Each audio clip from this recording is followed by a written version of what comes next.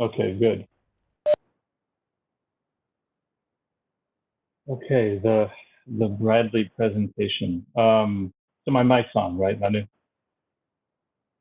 Yeah, yeah, yeah, please.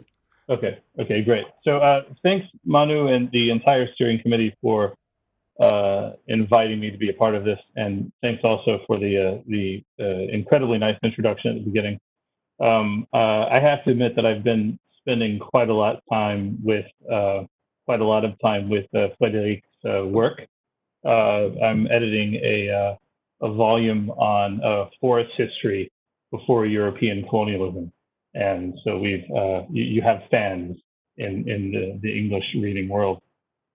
Um, this is the title that I was billed under, and it's kind of long. It's a translation of a talk that I gave last May in Paris, and the talk I'm going to give this evening, well, for me this evening, morning for most of you, is going to bring together a few of the things that I've talked about recently over the last couple of years or so, and it may be familiar to some of us. But this is the talk. It's a little unwieldy.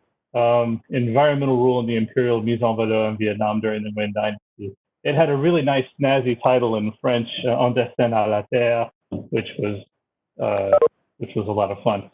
So I have taken the odd choice of just arbitrarily reconfiguring the English title around something that I think might capture a little bit of the argument that I'd like to make, which is an argument that contributes to what Frederic was just talking about, but also pushes against some of the some of the themes that he brought up.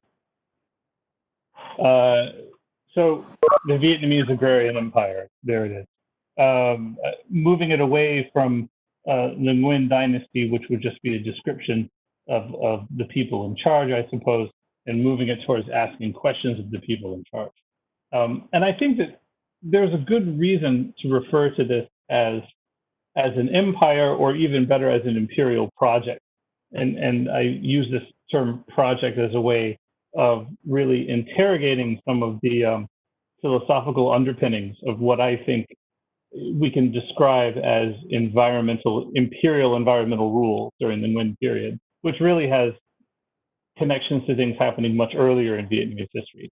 But I'd like to make the case this evening um, that there's a reason for focusing on the Nguyen period, not just because there's so much historical information in terms of documents and in terms of other things that speak directly to this, but I think that it has it's rather tightly tethered to our present moment and to the contemporary period in ways that are potentially very useful.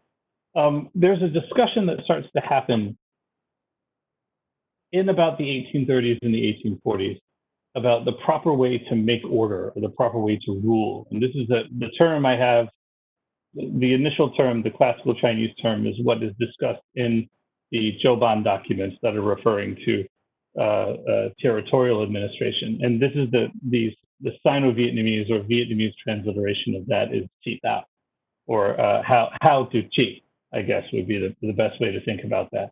If you're going to Chi something, what does that mean? This actually connects to a much older discourse in what we might refer to as Confucian philosophy, but that's a little general. It's actually from the philosophy of a writer known as Sun Tzu in Chinese, or Tuan Tzu in Vietnamese. And this is someone who is a contemporary of Mencius, 3rd century BCE, who spends quite a lot of time uh, discussing this idea of what qi really means. What does it mean to qi the natural world, for instance? Shunzi comes up, or Guanda comes up with a notion that there is a sense of human dominion over non-human life, including animals, for Shunzi. This is very similar to what I think many historians have diagnosed as the Abrahamic philosophy, or the sort of Old Testament philosophy of human dominion over the natural world, which is common to most Abrahamic religions. But here we have it in early Confucian philosophy as well. What's interesting about this, just from a historical perspective, is that Shunzi is more or less excised from the received canon of Confucian philosophy officially in China. But we see his ideas appearing in imperial Vietnam because there's a usefulness to them.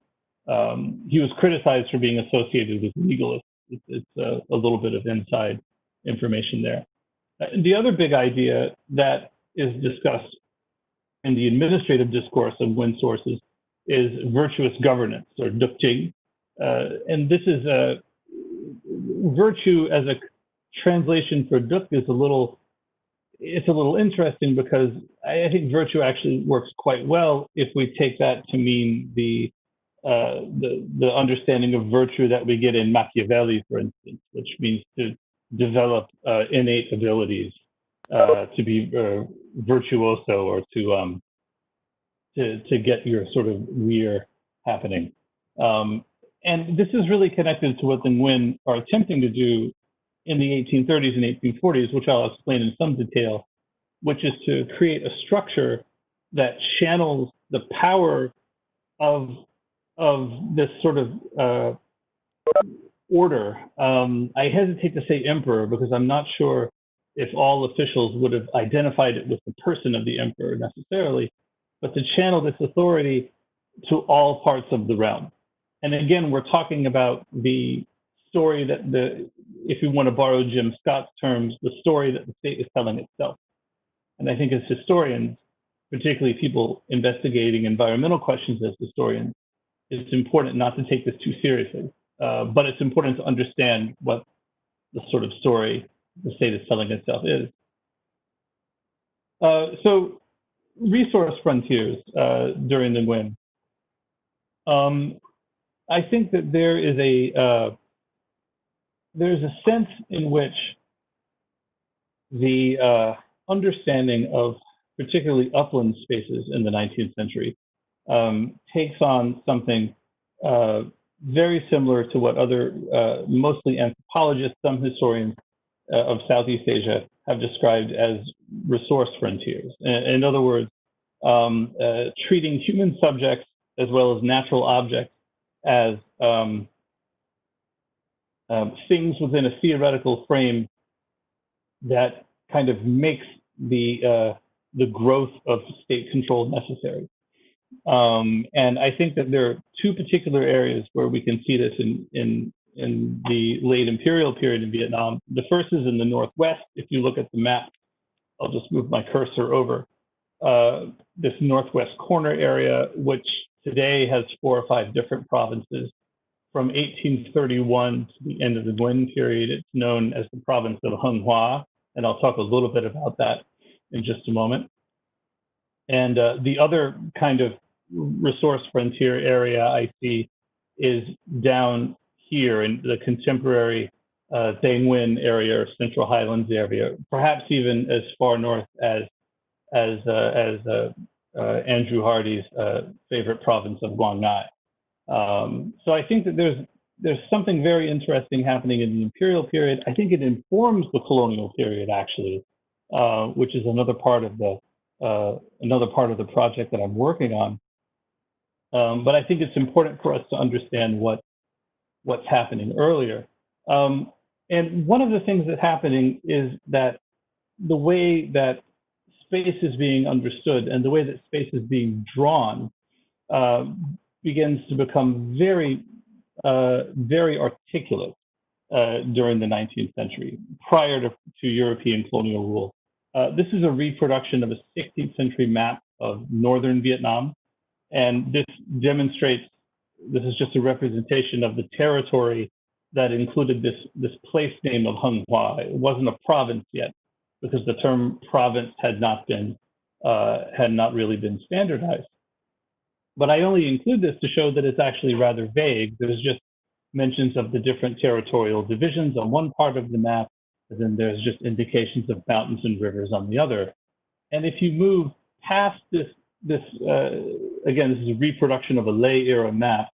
If you move past this into things happening towards the end of the 19th century, the Dom Kine geography, which was published after at the culmination of a period of work to represent administrative space, you can see that there's actually much more detail in terms of what's being represented here, without getting into specifics of reading each item on the map.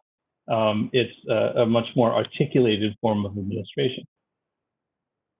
Henghua in the northwest, this northwestern resource frontier that I described, it becomes relabeled a province or a thing in 1831. And this is an administrative term of art that is, in a sense, it's actually borrowed from Mongol military administration originally, but the Nguyen sort of adopted because they believe it can sort of create a structure that will enable the empire to function in a very routinized way, or a very rational way. At the same time that this is happening, and particularly in the 1830s, just as the province, so this is the political end of the story, just as this idea of the province is being formulated, mostly lowland imperial officials also begin to go into upland areas, and they begin to take notice of the forest space. They begin to take notice of the things in the forest, animals, human populations, trees, non-forest crops, non-timber forest crops rather. And they also begin noticing that there's a particularly useful crop that seems to grow at high altitude. This is a plant known as sa nhân in Vietnamese.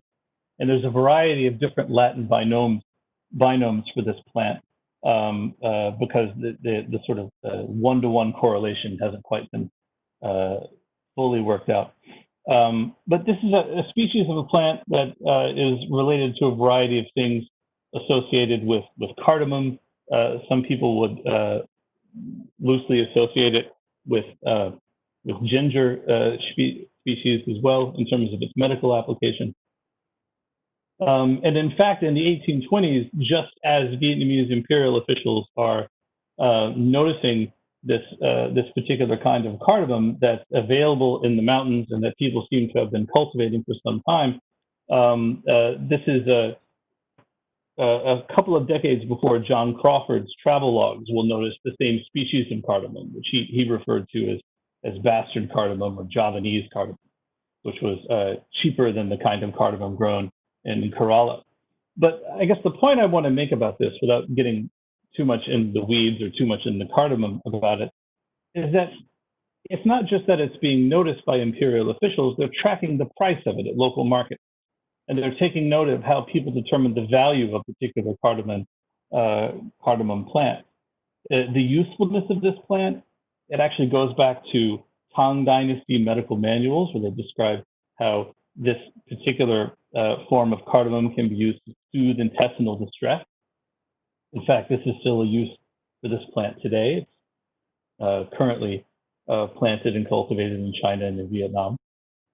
So there's a notion of value in the forest, and a notion of the forest as a resource space during the imperial period.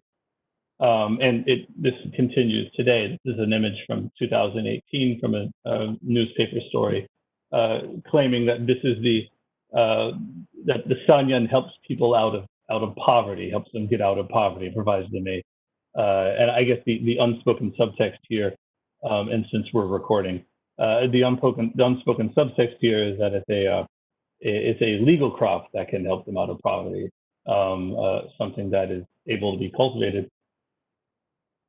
A couple of things in terms of the way that, okay, good. The way that forest is viewed during this period, and the way that these resource frontiers are viewed during this period, and this is also part of a shift in imperial environmental governance that includes animals. Manu mentioned elephants. Another part of this project that I'm writing right now concerns elephants and water buffalo and notions of sovereignty and property. But specifically for plants, and specifically for the people that were doing things with forest space, there's a way that that the setting out of a resource frontier in the Northwest pushed against more long-term practices in this particular corner of Southeast Asia. Since at least the 7th century, the language of power in the area of the Vietnamese Northwest, what you might call the Black River Basin, the language of power there was Thai. Southern Thai Kadai speakers had established Theravadan policies in present-day Thailand and Laos, but Thai groups in the Black River area, as far west as Sipsong Pana, were controlling land and human labor and forest space between larger states, such as Burma, China, and Vietnam. After the end of the Mongol Empire in the 13th century, a term, Mueang, became the dominant political form in the Black River area and really throughout the Thai world. In contemporary Vietnam, this term is still usually pronounced as Mueang. It still resonates in contemporary Vietnam in terms of place names, in terms of names for features of the landscape, and also as an ethnonym for a Mon Khmer speaking group, mostly in the central part of the country. So the Vietnamese imperial state had a province, but the province was there to displace an arrangement, or maybe just to, in a very hopeful way, overlayer an arrangement known as a Mueang.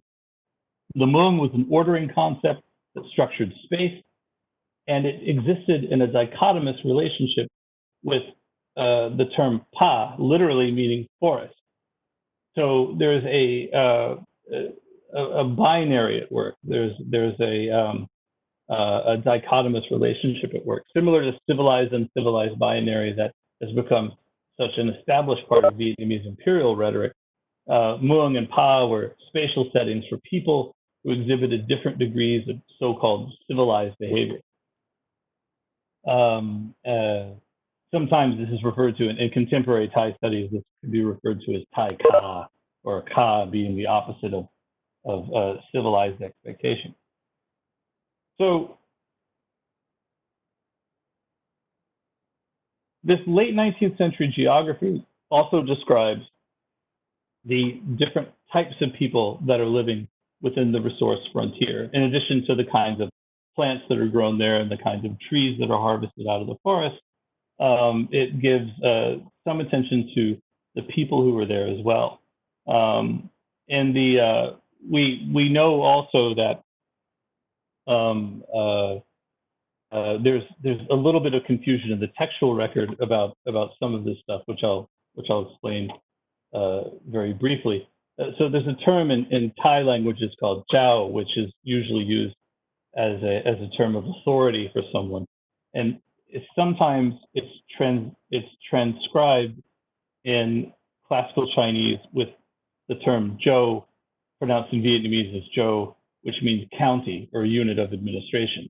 So there's a little bit of playful, deliberate confusion in some of the sources. And sometimes they're describing someone who's in charge of a county, but that person might also be a jiao, a Thai jiao in charge of a zhou. And sometimes it's unclear whether they're transcribing a Thai title or just putting a Vietnamese territorial understanding on top of it. So claims over the Northwest prior to the 19th century, claims over what would become this resource frontier for the Nguyen, go back a little bit before the Nguyen, of course. There are people who passed through this territory in the 18th century and before. There's mentions of this in lay official sources of different interactions with people up in the Northwest. But it was really the institution of the province in the 1830s that kind of established a shift in how the Northwest was viewed from the perspective of the imperial court. And the people who were Vietnamese, for lack of a better term, the people who we might use the term king today in the Northwest, the people who were associated with the empire were referred to as Han people, which is another bit of mind-blowing philological acrobatics in the sources. Han as in Chinese, as in the Han Empire. But throughout the 19th century sources about, and sometimes the term Hua is used as in Zhonghua, Hua meaning civilized, not necessarily Chinese. The term Han shows up as a marker for Vietnamese.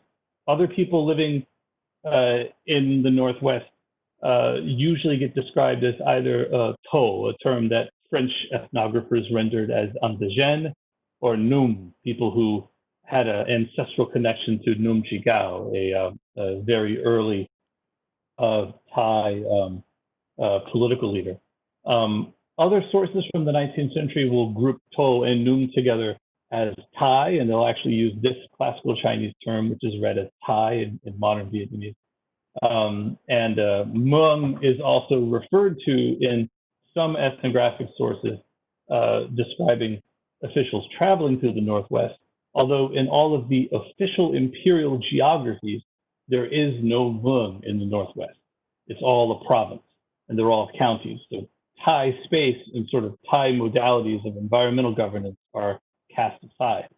I should note also, though, that one of the reasons that historians, just to echo something that Frederick said, historians should be suspicious and skeptical of their sources.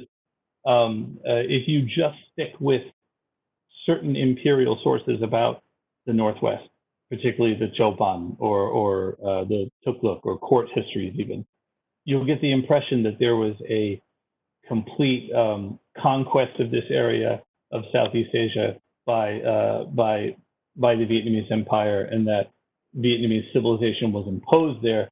But it's really not the case, because we have accounts from really as late as the early 20th century of people continuing to use Tai Dam script. So there is, in fact, a sort of parallel form of cultural authority that continues to exist in the Northwest. And you might even argue, looking at contemporary politics in places like Son La and Dien Bien, and who the people in charge of different district offices are, you might argue that continues today, perhaps. So one of the other things that happens, which is sort of one of my favorite parts of this particular story, is that people from China or people from the Qing Empire are criticized from the sort of perspective of environmental rule for being rather wasteful with natural resources, wasteful with food, wasteful with money. There's a passage describing Qing subjects who were living and working in the Northwest, usually working in mines and usually working as people pulling copper out of the ground. Qing subjects are described as not very respectful of the rights. They're described as quite ferocious, quick to fight, and given to wasteful extravagance. They don't seem to behave very well. They lack appropriate disposition, or mise, and they also like to waste food. So there's this very interesting pushback against any kind of idea of Chinese civilizational supremacy in the form of criticizing people coming from the Qing Empire in the 19th century to live and work in Vietnam. And they were coming essentially as guest workers, not coming as subjects of the Nguyen, but coming as subjects of the Qing that paid taxes to the Nguyen, which is one of the system of population management that the Nguyen devised in the 1830s. So in 1841, and here's where things really begin to kind of run up against the French colonial project, I would guess, in ways that are rather surprising. In 1841, in the spring, several reports began circulating among Nguyen officials in the Northwest that there were armies, raiding armies from Lao territory, from what was once known as Lang Sang, that had began ransacking Vietnamese settlements all throughout the far west of the Northwest. And they began identifying them as either Man people, which is a term that generally means uncivilized, but during the Nguyen period, it very specifically means people from high elevation who are neither Vietnamese nor Chinese nor Thai. So you would lump Yao, Hmong groups into that. And they're also identified as Sa. And Sa seems to mostly refer to Khmu populations, and Sa is itself a Thai loan word borrowed into Vietnamese through classical Chinese, which is, things are incredibly multicultural and dense. They identify the groups that are conducting the raiding parties as from these two populations. And they say that what Vietnam needs and what the empire needs is some kind of new response. So what they decide to do in terms of a new response is to create an entirely new prefecture called Dien Bien, or the place where the sort of border station, or the place where the border is settled. And the arrangement for Dien Bien, or what would become known as Dien Bien Phu after 1841, and this is long before it became the subject of Amy Césaire or François Manon, or anyone talking about 1954. In 1841, Dien Bien Phu really exemplified what Emmanuel Poisson has referred to as hybrid administration. Vietnamese and Thai soldiers were recruited into the creation of a military agricultural colony in 1841. There were about 100 Vietnamese soldiers assigned to Dien Bien Phu, mostly from Son Tay and from lower down along the Red River. And they each received salary and food according to the standards that were set by the central government. But for Thai soldiers, the arrangement was completely different. If you were a member of a Thai community around Dien Bien Phu, the way that you were recruited into the imperial government was that you were given a certain portion of rice per month for 6 months. After that half year, if you do a good job, if you get a good, I guess, like half year evaluation, then you get land, and you have to cultivate the land. Specifically, you have to cultivate cash crops like sanyun, like cardamom, that can be moved out. This is despite the fact that, as we now know, cardamom is actually rather rough on the soil. If it's cultivated in large quantities, it can make it hard to grow other things. And this, of course, is done for the benefit of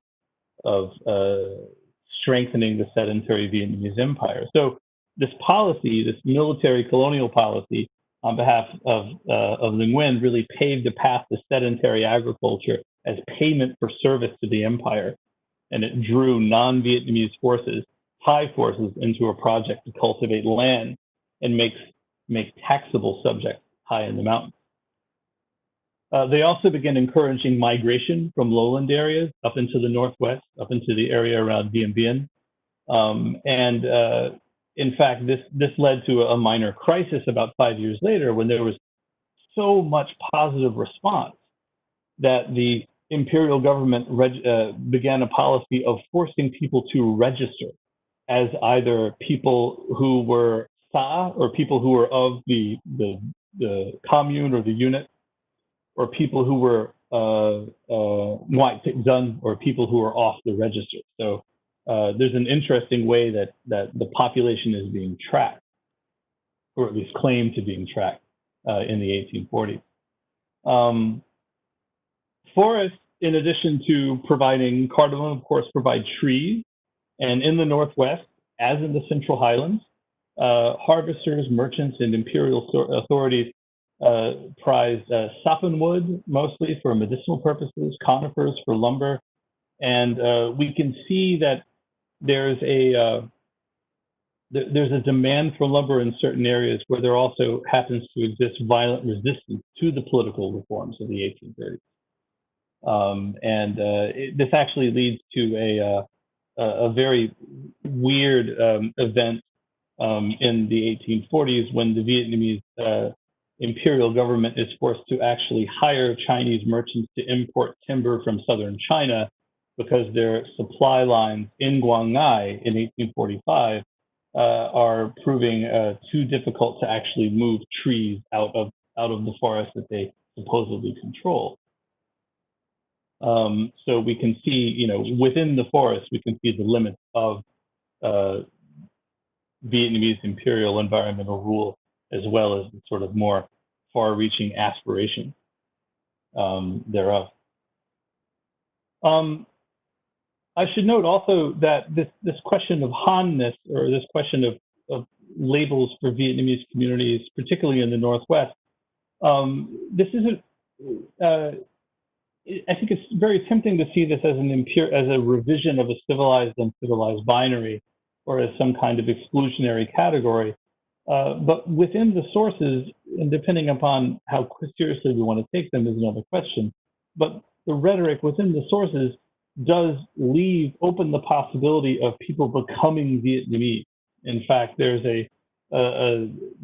people can sort of become Vietnamese after a certain period of time, provided they're respectful of the rights, provided that they know proper ways to dress, proper ways to talk, proper ways to cultivate the land, meaning sedentary agriculture, meaning not the form of agriculture that involves shifting around place to place and setting fire to the woods.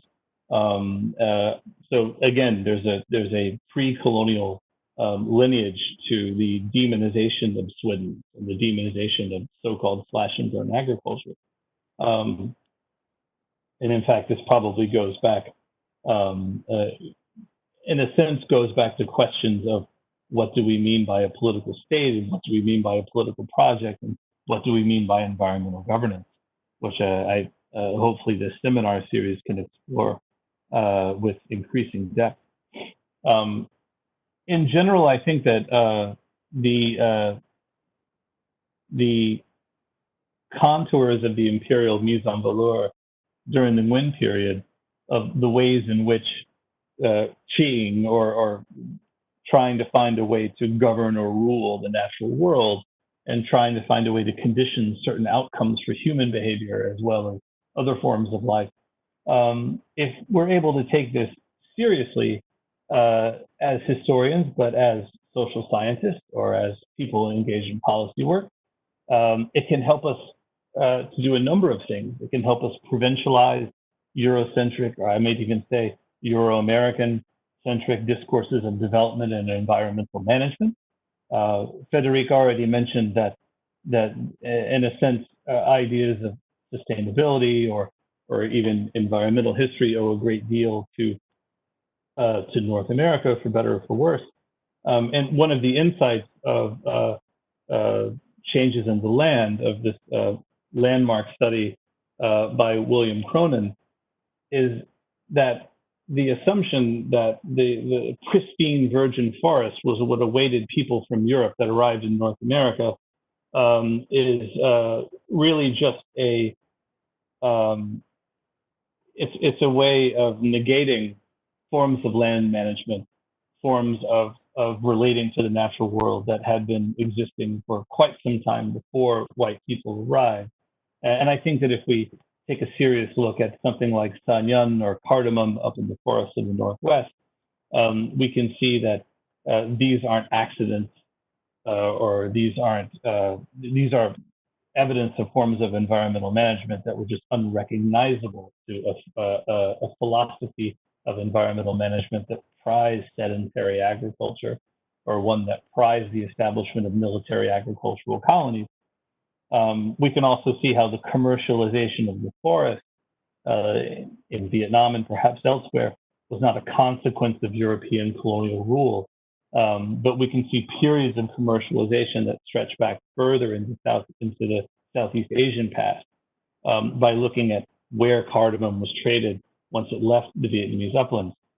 This also might enable us to undo one of the early impressions that was made by a French colonial administrator in Laos in the 1890s, when he stated that he spied teak forests from the banks of the Mekong, and that no one knew it was there, and it was left there just for the French colonial authority, when in fact this is likely the outcome of a long-term form of management and cultivation. We can also see, specifically for Vietnam, that there are shifting valuations of the forest and everything within it.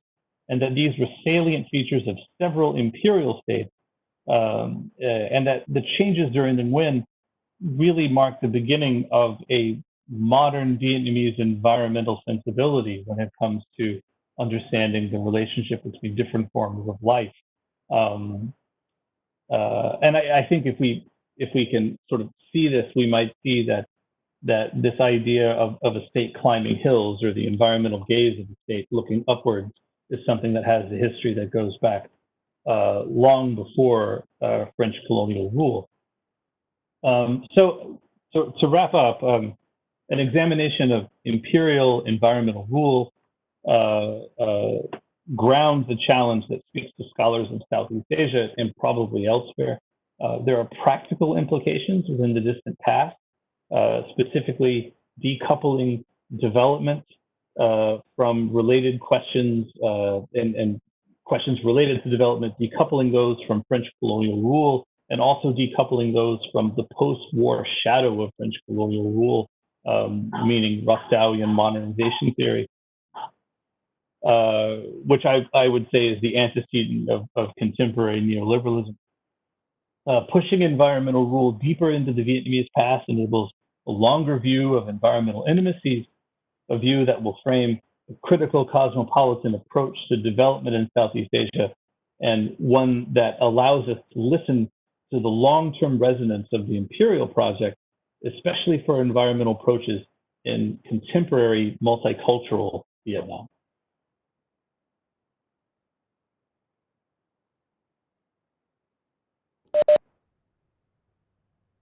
Okay.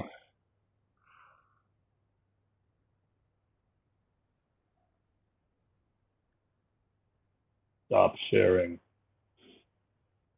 Okay. Okay, thank you very much, Bradley, for this presentation, which is very, very complementary with the presentation of Frederick, and that show how it is interesting and relevant to the environmental history.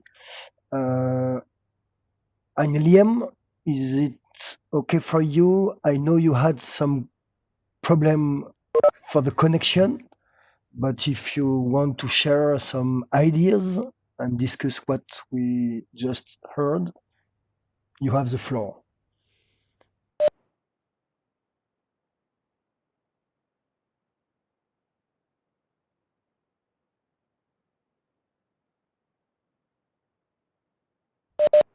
Okay, Liam, when you want, you can speak.